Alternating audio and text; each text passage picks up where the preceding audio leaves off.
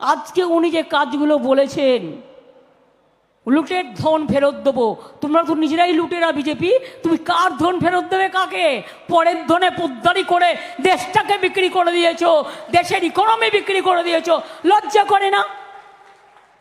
আজকে ITI এর ছেলেমেয়েরা সবচেয়ে বেস্ট, তাদের মধ্যেও 30% চাকরি পায়নি। লজ্জা করে না মোদিজি? আপনার তো ছেড়ে দিয়ে চেয়ার থেকে সরে গিয়ে আপনার ওই দেবতার মন্দিরে ঢুকে দেওয়া উচিত ছিল, যখন আপনি দেবতা। বাংলার দিকে তাকাবেন না, কথা বলবেন না। আপনার সারা ভারতবর্ষের যে GSDP গ্রোথ, তার থেকে আমি অন্তত 3% এগিয়ে আছি। আমাদের বাংলায় 40% দারিদ্রতা কমেছে। আমরা ইন্ডাস্ট্রি ফর ইন্ডাস্ট্রি তৈরি করছি। বাংলায় 6টা ইকোনমিক করিডোর তৈরি হচ্ছে। বাংলা স্মল স্কেল ইন্ডাস্ট্রিতে ইন্ডিয়াতে নাম্বার 1। 100 দিনের কাজে আমরা 1 নম্বর ছিলাম 3 বছর, ভারত সরকারের সার্টিফিকেট। তাই 100 দিনের কাজে গরিব লোকগুলোকে টাকা দিল না। যে লোকগুলো মাথায় মুঠোয় করে নিয়ে যায় মাটি, রাস্তা কেটে পরিষ্কার করে, ধুলো পরিষ্কার করে, 3 বছর তাদের টাকা দেয়নি, আর 100 দিনের কাজও দেয়নি। আমরা বলেছিলাম না দিলে আমরা দেবো, আমরা দিয়েছি। 69 লক্ষ পরিবারকে দিয়েছি। আর শুধু তাই নয়, কর্মশ্রী প্রকল্পও চালু করে দিয়েছি। ওই 100 দিনের কাজের মতোই ওরা কাজ পাবে, ওরা কাজ করবে, এবং ওরা কাজ করবে, টাকা রাজ্য সরকার দেবে। সবাইকে নাকি উনি পাকা বাড়ি দেবেন, বুঝুন। আপনাদের যাদের সবার পাকা বাড়ি, সব নাকি উনি করে দিয়েছেন। কি লোক ভাই, আশ্চর্য! ম্যাজিশিয়ান, ম্যাজিশিয়ান না টেকনিশিয়ান, আমি বুঝতে পারছি না কি, কখন যে কি বলে ভগবান জানে। 43 লক্ষ বাড়ি আমরা করে দিয়েছি, এবং আগামী ডিসেম্বর মাসে এই ঘর বাড়ি পড়ে গেছে লোকগুলোর কি অবস্থা। জলপাইগুড়িতেও পড়ে গিয়েছিল। 11 লক্ষ পাকা বাড়ি আমরা আমাদের রাজ্য সরকার থেকে আবার করে দেবো। একটা কাজ তো রেগুলার হতে পারে না, আস্তে আস্তে টাকা জমাবো, তারপরে করব। টাকাটা হাতে আসবে তবে তো। সামনে আবার দুর্গা পুজো আছে, বাংলার নানা উৎসব আছে, চলছে, এ তো চলেই। তাই আপনাদের কাছে আমি বলবো যে আমি দুঃখিত, আমি খুশি হতাম যদি একজন প্রধানমন্ত্রী এসে বাংলাকে ভালোবেসে, বাংলার মাটি বাংলার জল বলে বাংলাকে আপন করে নিতেন।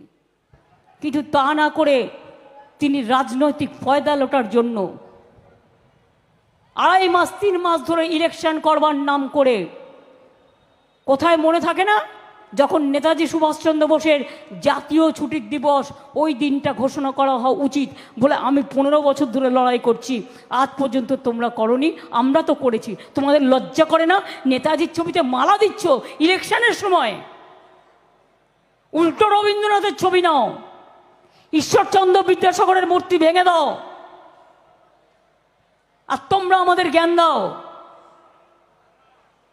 নেতাজি সুভাষচন্দ্র বোসকে সম্মান জানাতে যাবে, আজ পর্যন্ত সম্মান দিয়েছে? যদি আমি 3টে কথা আপনাদের বলি, গর্ব করা উচিত বাংলার। ইন্ডিয়ান ন্যাশনাল আর্মি কে তৈরি করেছিলেন? নেতাজি সুভাষচন্দ্র বোস। প্ল্যানিং কমিশন কে তৈরি করেছিলেন? নেতাজি সুভাষচন্দ্র বোস।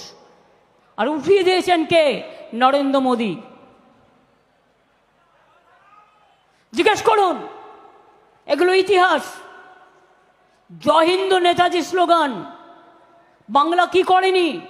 বন্দে মাতরম ন্যাশনাল সং বঙ্কিমচন্দ্র চট্টোপাধ্যায়ের, জনগণ মন অধিনায়ক জয় হে জাতীয় সঙ্গীত কবি রবীন্দ্রনাথ ঠাকুরের, এবং ওপর বাংলায় আমার সোনার বাংলা আমি তোমায় ভালোবাসি। আর আমাদের রাজ্য সঙ্গীত স্বীকৃত বাংলার মাটি বাংলার জল, বাংলার বায়ু বাংলার ফল। আজকে মাঝে মাঝেই ভাবি, যদি কবিগুরু বেঁচে থাকতেন তাহলে নরেন্দ্র মোদীর এই আস্ফালন দেখে বলতেন, কি বলতেন? নতুন করে ভাবতেন আর বলতেন, বাঁধ ভেঙে দাও, এই অত্যাচারের বাঁধ ভেঙে দাও, স্বৈরাচারের বাঁধ ভেঙে দাও, কুৎসার বাঁধ ভেঙে দাও, লুটেরাদের বাঁধ ভেঙে দাও, পকেট মারদের বাঁধ ভেঙে দাও, দেশটাকে বাঁচিয়ে দাও। আবার তিনি গান লিখতেন, বাঁধ ভেঙে দাও, বাঁধ ভেঙে দাও, বাঁধ ভেঙে দাও, ভাঙো। ও অনেক জায়গায় করেছে স্যার। শুকনো গাঙে আসুক জীবনেরও বন্যার উদ্যম কৌতুক, শুকনো গাঙে আসুক। আপনারা সবাই মিলে ভাঙনেরও জয় গান গাও, এটা রবীন্দ্রনাথ ঠাকুরের কবিতা। আমি বলি আজকের দিনে ভাঙনেরও জয় গান না বলে বলি জীবনেরও জয় গান গাও, জীবনেরও জয় গান গাও, জীবনেরও জয় গান গাও। জীর্ণ পুরাতন যাক ভেসে যাক, যাক ভেসে যাক, যাক ভেসে যাক। আমরা শুনেছি ওই মা ভই, মা ভই, মা ভই, কোন নূতনেরই ডাক, ভয় করি না অজানারে, রুদ্ধ তাহারি দ্বারে, দুর্দর বেগে ধাও, ভাঙো ভাঙো ভাঙো, বিজেপির কারাগার ভাঙো, লুটেরাদের ভাঙো, পকেট মারদের ভাঙো, দেশকে যারা বিক্রি করে দিচ্ছে তাদের ভাঙো। কোনো অস্তিত্ব নেই। আজকেও আমি শুনেছি মুম্বাই হচ্ছে ইকোনমিক ক্যাপিটাল, বাংলা যদি হয় ইন্ডিয়ার কালচারাল ক্যাপিটাল। সেখানে আজকে জায়গাটার নাম বলবো না, যে বাজারে টাকা পয়সা লেনদেন হয় এবং ইনকামের ব্যাপারটা আবার বলে, কত রেট উঠেছে জানেন? ইন্ডিয়াকে দিয়েছে 348। তার মানে বুঝতে পারছেন বিজেপি কটা পাচ্ছে। ক্ষমতায় তো আসছে না, সিট তো 543। এতদিন তো বলছিলে ইসবার হোগা 400 পার, আমি বললাম ইসবার হোগা পগার পার। আবার বলছে ওরা ইলেকশন করছে তার কারণ দিল্লি জেতার জন্য নয়, বাংলা গভর্নমেন্টকে ফেলার জন্য। আমি বললাম একটু ফেলে দেখো না। আবার কখনো কখনো বলে লক্ষ্মীর ভাণ্ডার বন্ধ করে দেবো। আমি বলেছি মেয়েদের চেনো তো, সবার কিন্তু 32টা করে দাঁতের পাটিতে দাঁত আছে। আর মশলা বাটার শিলনোড়া সবার ঘরে আছে। বলে হাত দিলে না ওই 20 দাঁত ভেঙে দেবে মেয়েরা, এটা বিজেপি জেনে রেখো। আর 20 দাঁত ভাঙবার সময় তোমাদের আরো সৌন্দর্য বাড়াবার জন্য একটু বিচুটি পাতা মাখিয়ে দেবে, দারুণ হয়ে যাবে, ফেয়ার কমপ্লেক্স হয়ে যাবে। এত বড় ফেয়ার কমপ্লেক্স আর কোথাও হবে না। কাজেই মিথ্যে কথা বলার একটা লিমিট আছে, there is a limit for everything. যদি কেউ সমস্ত লক্ষ্মণের রেখা ছাড়িয়ে যায় তাহলে আমাকে বলতে আম সরি। আমি অনেক প্রধানমন্ত্রীর সাথে কাজ করেছি, আমি এমনকি অটল বিহারী বাজপেয়ীর সাথে কাজ করেছি, আমার খুব ভালোবাসতেন। আমি মনমোহনজির সাথে কাজ করেছি, ইন্দিরা গান্ধীকে আমি দেখিনি, রাজীব গান্ধীর সাথে কাজ করেছি, গুলজারের সাথে কাজ করেছি, দেবে গৌড়ার সাথে কাজ করেছি, নরসিংহ রাওয়ের সাথে কাজ করেছি। কিন্তু আমি সিরিয়াসলি বলছি, এহেন প্রধানমন্ত্রী দেশের দরকার নেই। আপনি দেবতাদের চেয়ে দেবতা হয়ে আপনি ঠিক পাতালে প্রবেশ করুন, রাজনীতির পাতালে। সীতাকে যেন বারবার অগ্নি পরীক্ষা দিতে না হয়, এটা মাথায় রাখবেন। দেশের মানুষকে বারবার যেন অগ্নি পরীক্ষা দিতে না হয়। কি করেননি? একদিনে 147 জন এমপিকে বহিষ্কার করেছে। মহুয়া মৈত্র লড়াই করতো, এমপি কেটে নিয়েছেন। তার বাবা মাকে ইলেক্ট করেছেন। আর কি করেছেন? সব বিল নিজের ইচ্ছা মতো পাশ করে নিয়েছেন। এনআরসি থেকে শুরু করে গাইড জোরে বুঝুন, কোনো পার্লামেন্টে পাশ করেনি, কোনো ক্যাবিনেটের কিচ্ছু করেনি। হঠাৎ করে বলে দিল এইটা হচ্ছে আমার এম্পাওয়ারমেন্ট কমিটি, বলে 5টা সেন্ট্রালের লোক বসিয়ে দিয়েছে। সেগুলো কারা? একটা পোস্ট অফিসের লোক, একটা ওদের ধামাদারি কেউটেও হয়। নিয়ে বলছে অ্যাপ্লাই করুন, কার্যকরী হয়ে গেছে। আমাকে মহু আজকে বলছিল আমাদের ওখানে ক্যাম্প করেছে। আল্লাহ একটা কাজ করো, ইলেকশনটা চলে যাক, এখন আমি কিছু বলছি না। যে আপনি করবেন, প্রথমেই তো আপনাকে অনলাইনে যখনই আপনি অ্যাপ্লাই করবেন আপনাকে বাংলাদেশের বাবা মার বার্থ সার্টিফিকেট দিতে হবে। পারবেন তো? আমাকে যদি জিজ্ঞেস করেন আমি তো পারবো না, যদিও আমি এখানে জন্ম, তা সত্ত্বেও আমাকে বললে আমি বাবা মার কবে বার্থ সেটাই আমি জানি না, মৃত্যুদিনটা জানি, কিন্তু জন্মদিবসটা জানি না। আমার মতো অনেকেই আছে।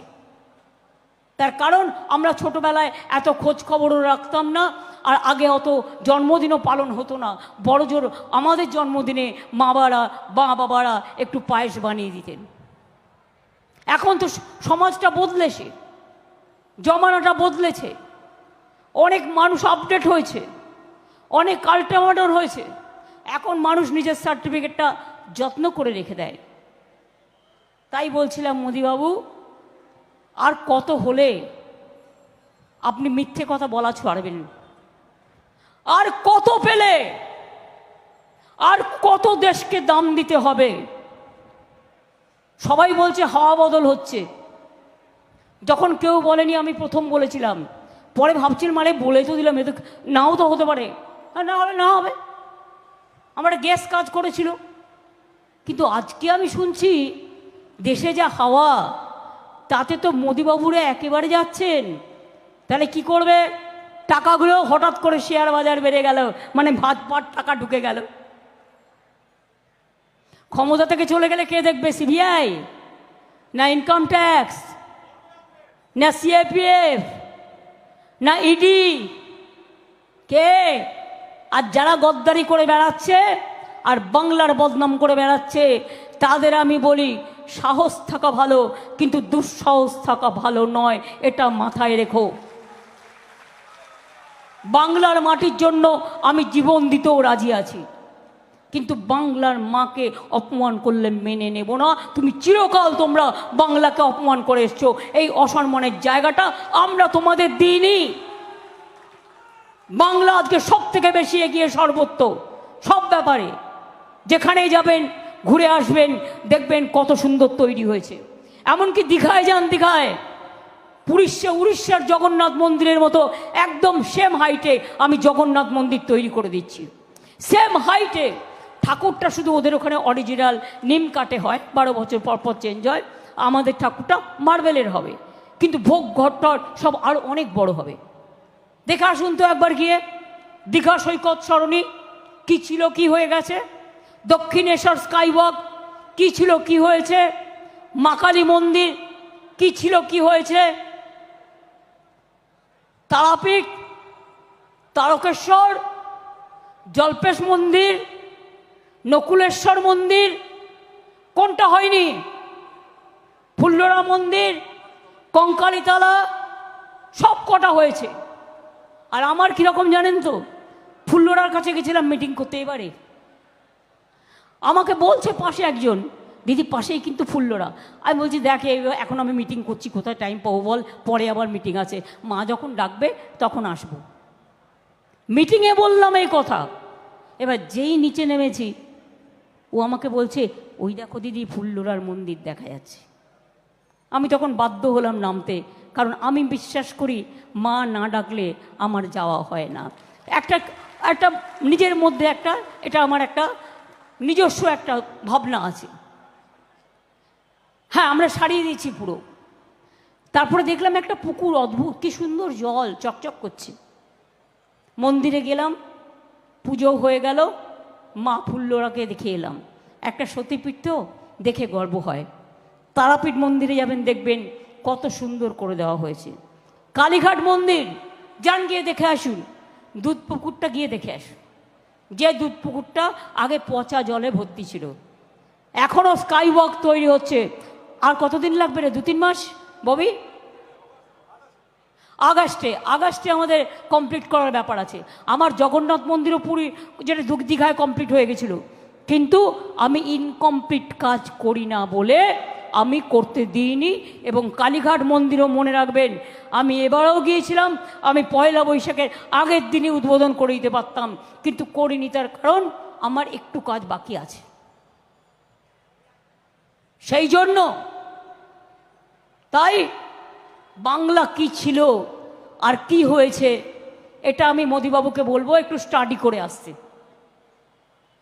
আর একটা কথা বলি, মা কালীকে প্রণাম জানিয়েছেন, ভাগ্যিস মা কালীকে আবার মমতাজি মা কালী भी पूजा नहीं करने देता, এটা নিশ্চয়ই বলবেন না। কত রকম কালী হয় জানে? মিডিয়ার বন্ধুরা একটু কানে কানে জিজ্ঞেস করুন না, আপনাদের এখন আমার সব ইন্টারভিউ দিচ্ছে, ছকে কষা, নিজেই লিখছে, নিজেই উত্তর দিচ্ছে। জিজ্ঞেস করুন কালী কত রকম হয়, আমরাও সবাই জানি না, কি করে জানবো? আমাদের 33 কোটি দেবতা, কত আগে আমরা জানি। যখন আমাদের 33 কোটি দেবতা আগেই আমাদের মনীষীরা বলে গেছেন, তো আমি কি করে বলবো আমি কোন ছাড়? কিন্তু একটা দুটো বলতে পারি। আমরা পুজো করি রক্ষাকালী, চামুণ্ডা কালী, ছিন্নমস্তা কালী, সিদ্ধেশ্বরী কালী, সর্বমঙ্গলা কালী, ভবতারিণী মা, ভুবনমোহিনী মা, মনমোহিনী মা, মহাকালী, জহুরা কালী, শারদা মা, আদ্যা মা, দক্ষিণেশ্বরের ভবতারিণী মা, বৈষ্ণু মাতা, সন্তোষী মাতা, সেরাওয়ালি, জয় মাতাদি, ফুল্লরা, নলাটেশ্বরী, বক্রেশ্বর কালী, মা তারা থেকে শুরু করে, কঙ্কালী তারা থেকে শুরু করে কত কত ভর্তি ভর্তি। আমাদের নামে কদিন বিজ্ঞাপন দিল উল্টো পাল্টা, আমি গিয়েছি কেস করে দিয়েছি, ভালো করে দিয়েছে সুপ্রিম কোর্ট আর হাইকোর্ট, যে পুরো বেআইনি, পুরো অসাংবিধানিক একটা দল উইদাউট এভিডেন্স এইভাবে এত মিথ্যে বলতে পারে। এদের তো আগে বলতাম ভালো কাজ করবার জন্য পদ্মশ্রী, পদ্মবিভূষণ, ভারতরত্ন মেলা উচিত। এ তো মিথ্যে কথা বলার জন্য কোনো অ্যাওয়ার্ড তো নেই। বৈশাখ বলছে বসে আঁকো প্রতিযোগিতা, বসে আঁকো প্রতিযোগিতা কি করবো, অ্যাওয়ার্ড দিবি?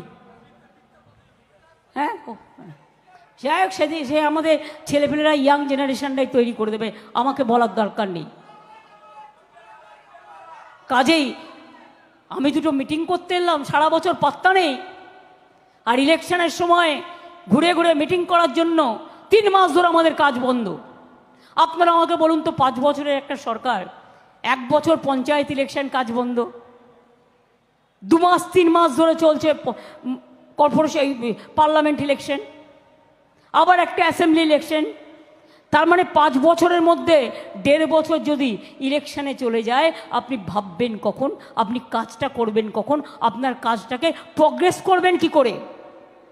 ওদের তো কোনো কাজ নেই, সেন্ট্রাল গভর্নমেন্টের কোনো কাজ নেই, না আছে রাস্তা পরিষ্কারের কাজ, না আছে 100 দিনের কাজ, না আছে ঘর তৈরির কাজ, না আছে কৃষকদের কাজ, না আছে শ্রমিকদের কাজ, না আছে শিক্ষক শিক্ষিকার কাজ।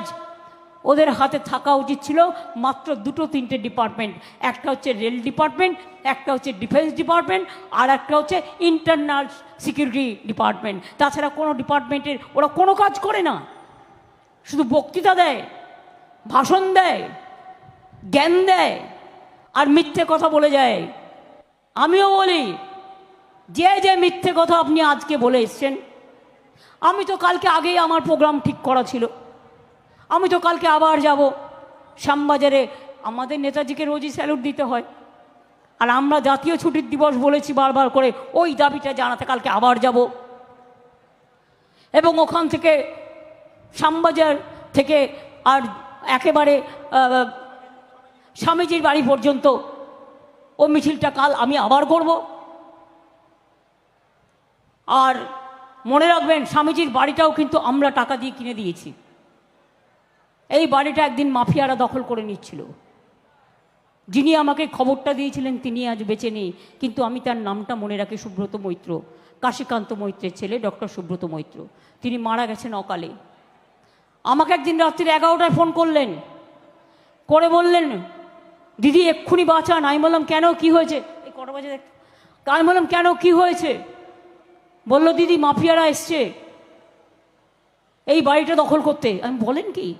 আমি তার পরের দিনই মেয়রকে দিয়ে আমি কর্পোরেশনের টাকা, গভর্নমেন্টের টাকা দিয়ে পুরো বাড়িটা কিনে নিলাম, যাতে ওরা দখল করতে আর কোনো দিন না পারে। চিরস্থায়ী ঠিকানা করে দিলাম স্বামীজির। এরা আবার বড় বড় কথা বলে। ওখানে লাইট অ্যান্ড সাউন্ডও করে দেওয়া হয়েছে, সামনেরটা ডেভেলপমেন্ট করে দেওয়া হয়েছে। মা শারদার বাড়ি আমরা না থাকলে কোনোদিন জীবনে হতো না। জিজ্ঞেস করুন নিবেদিতার বাড়ি, আমি নিজে 3 বার ছুটে গেছি, কিছুতেই দিচ্ছিল না।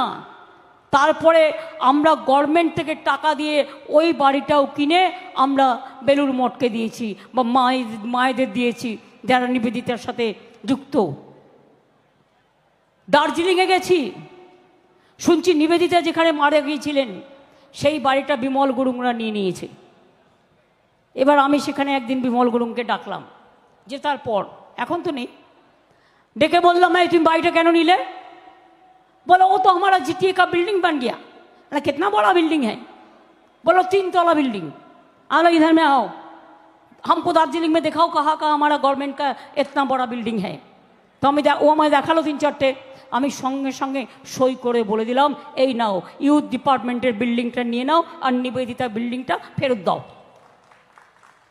এবং সেদিন আমার সাথে শান্তনু মহারাজ যে ত্রিপুরায় আছে বেলুড় মঠের পক্ষ থেকে, উনি প্রেজেন্ট ছিলেন।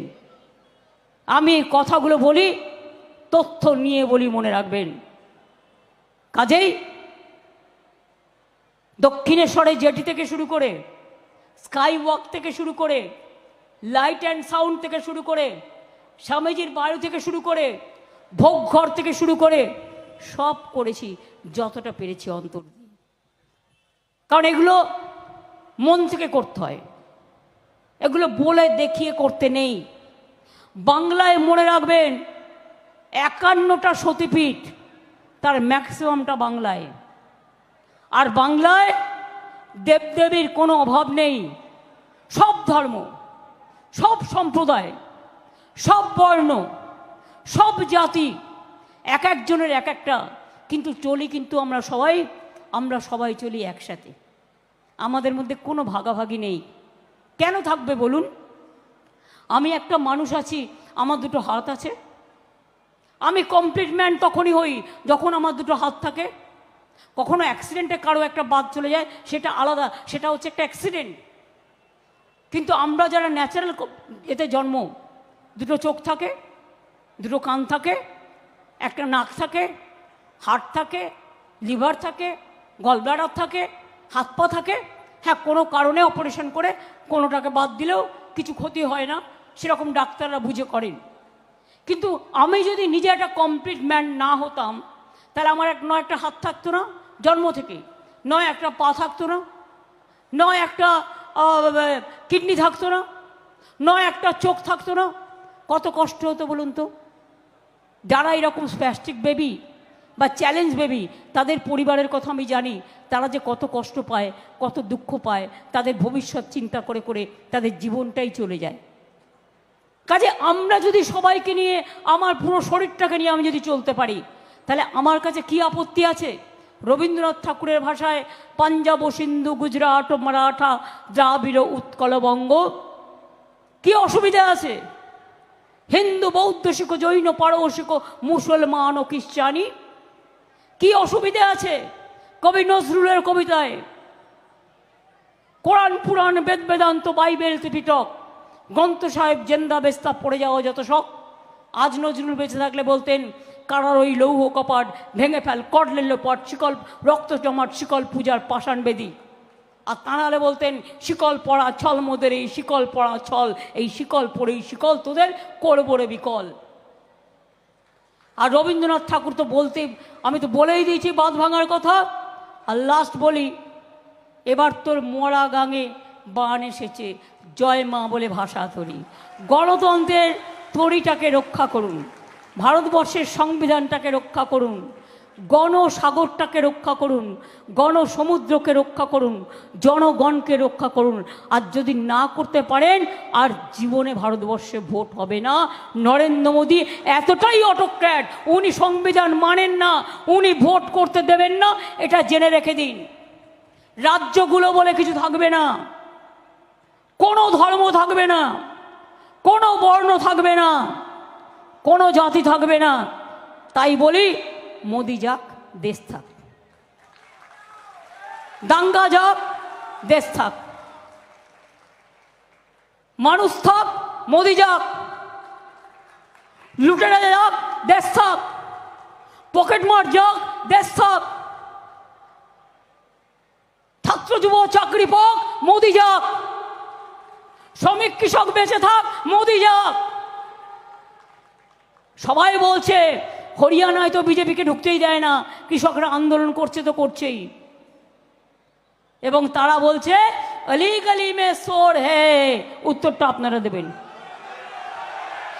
অলি গলি মে সোর হে, অলি গলি মে সোর হে, বিজেপি হটাও। আর মনে রাখবেন, বাংলায় আমরা কোনো জোটে নেই, কারণ সিপিএমের 34 বছরের অত্যাচার আমরা অনেক দেখেছি। যারা চিটফান্ডের জনমদাতা, যারা কয়েক লক্ষ মানুষকে খুন করেছে, তাদের সাথে অন্য কেউ ঘর করলেও আমি করতে পারবো না, কারণ আমি জীবনের প্রত্যেকটা অন্ধে অন্ধে 34 বছর আমি এদের নিয়ে চলেছি। দিল্লিতে সবার সাথে থাকলে থাকবে, আমার কি যায় আসে বলুন, আমি সেখানে বাধা দিতে যাবো কেন? কিন্তু আমি কলকাতায় বাংলায় স্টেট বলছি, বাংলায় তৃণমূল কংগ্রেস একা লড়ছে, একা লড়বে। আমরা 34 বছরের বামপন্থকে যদি মানুষের আশীর্বাদে, শুভেচ্ছায়, দোয়ায় উপড়ে ফেলতে পারি, মোদিজি জেনে রেখো, তোমাকেও আমরা উপড়ে ফেলবো গণতন্ত্রের আদালতে, গণ আদালতে। চলবে না অন্যায়, টিকবে না ফন্দি, জনগণের আদালতে হতে হবে বন্দি। ও অপেক্ষা করে বন্ধু, নাগিনীরা চারিদিক থেকে ফেলে দিয়েছে বিষাক্ত নিঃশ্বাস। রবীন্দ্রনাথ ঠাকুরের কবিতা, নাগিনীরা চারিদিকে ফেলিতেছে বিষাক্ত নিঃশ্বাস, শান্তির ললিত বাণী শুনাইবে ব্যর্থ পরিহাস। বিদায় নেবার আগে তাই ডাক দিয়ে যায়, দানবের সাথে যারা সংগ্রামের তরে প্রস্তুত হতেছে ঘরে ঘরে। মানুষ তৈরি হচ্ছেন। আপনাদের সবাইকে বলবো, আমি যাবার আগে মা বোনেরা জেনে রাখুন, ওদের এত বড় সাহস, ওরা এটাও বলেছিল যে তৃণমূল কংগ্রেসের যদি না যেতে, তৃণমূল কংগ্রেসের সরকার ভেঙে দেবো আর লক্ষ্মীর ভাণ্ডার উঠিয়ে দেবো। আমি বলি, মা বোনেরা যতদিন বাঁচবেন, 60 বছর নয়, লক্ষ্মীর ভাণ্ডার ততদিন পাবেন।